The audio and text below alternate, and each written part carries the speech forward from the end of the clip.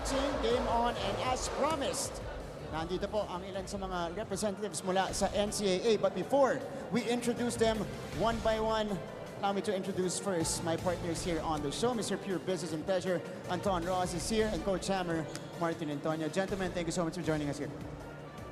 Okay, good afternoon.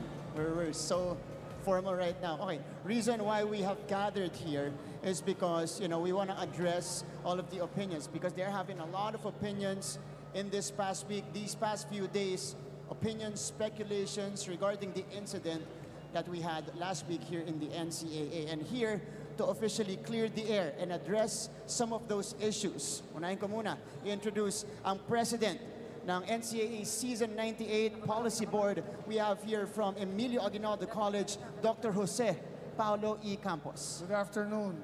Good afternoon, sir. Good afternoon. Next, we have the NCAA Management Committee representative from the Lyceum of the Philippines University, and he also acts as the chairman of the Ad Hoc Investigating Committee regarding this incident. We have Sir Hercules Calianta. Good afternoon, everyone. Good afternoon, Coach. And next, we also have here to further address this issue, we have here NCAA's legal counsel, Attorney Joseph Noel M. Estrada. Good afternoon, Martin, Anton, and Coach, and to all your televiewers. Good afternoon. Gentlemen, welcome to the show.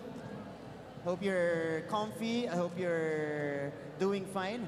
Okay, so again, I repeat, reason why we're doing this is to address some of the issues and speculations, opinions na nakikita natin online and elsewhere.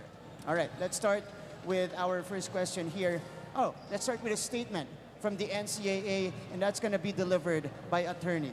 Go ahead. Yeah, thank you. So we have our official statement. So I'll read it first before we go to the questions.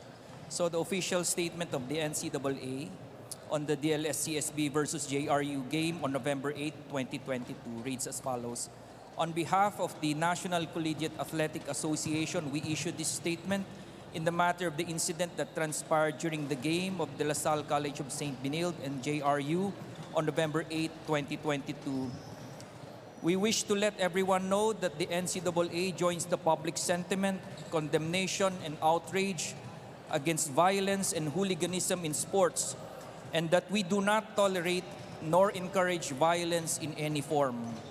We, however, appeal for sobriety as the public continues to express sentiments on the incident and refrain from encouraging more violence or issuing statements, videos, and call-outs that suggest the same.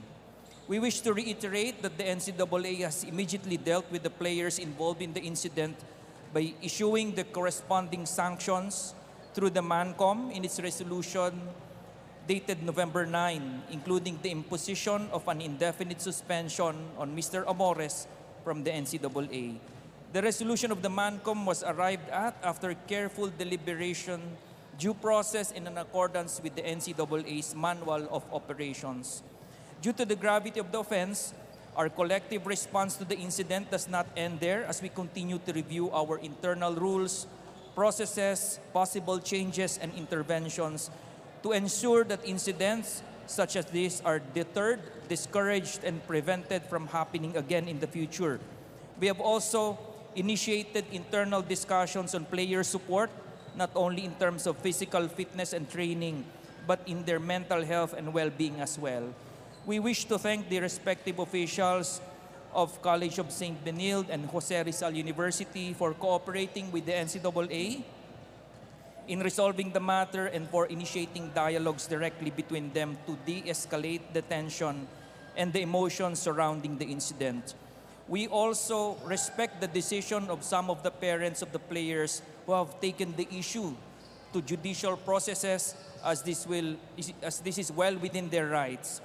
On this development, the NCAA is not in the position anymore to give its comments on the culpability and liabilities of Mr. Amores and others involved under the law, and shall defer the matter to the discretion of the authorities in the courts. And finally, we wish to reiterate that the NCAA, the oldest collegiate athletic association in the country, is an association of educational institutions, and the players involved are students.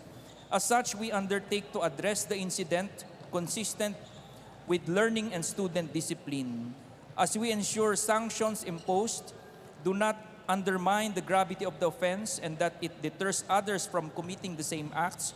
We also ensure that the sanctions will leave a space for reformation and rehabilitation of erring players, no matter how small.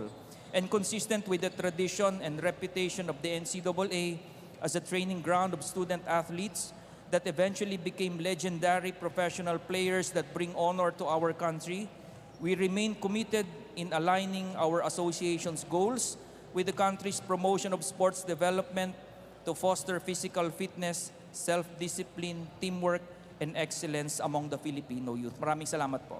Okay.